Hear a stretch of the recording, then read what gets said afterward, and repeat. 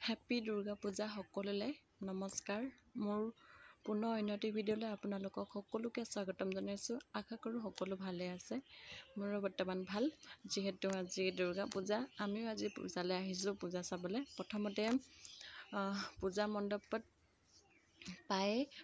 মই প্ৰথমতে মা দুৰ্গাক সেৱা কৰি লৈছোঁ।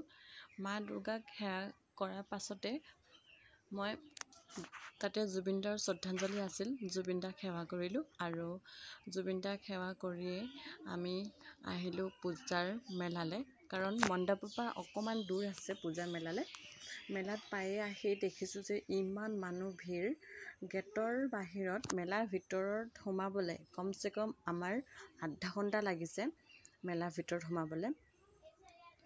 ইমান মানুহ ভিৰ আছিল নহয়, যেন তেন মেলাৰ ভিতৰত সোমাইছোঁহে, মানে গেটৰ সিপাৰ হৈছোঁ। গেটৰ সিপাৰ হৈয়ে গেটৰ সিপাৰ পায়ে মই ভাবিছিলোঁ যে অকণমান ঘূৰিম, পূজাৰ ফাৰ্ষ্টতে অকণমান ঘূৰি ফুৰি ল'ম, তাৰপিছতেহে ধৰি লওক উঠিবলৈ হ'লে উঠিম আৰু। তাৰপিছত অকণমান ঘূৰোঁতেই অকণমান পাছত ইমান ডাঙৰকৈ বতাহ বৰষুণ আহিল নহয়। তাৰ বতাহ বৰষুণ অহাৰ ফলত আমি এনেকৈ ত্ৰিপালৰ তলত অকণমান পৰ ৰৈ দিলোঁ। ৰৈ দিয়াৰ পাছতে বৰষুণ অলপ এৰোঁতে মই অকণমান ঘূৰোঁতে দেখিলোঁ যে তাতো জুবিনদাৰ শ্ৰদ্ধাঞ্জলি ৰখা হৈছিল। আমাৰ জাগোনত এনেকৈ জুবিনদাৰ শ্ৰদ্ধাঞ্জলি ৰাখিছে বাৰু। আপোনালোকৰ ফালে কেনেকৈ ৰাখিছে জনাবচোন।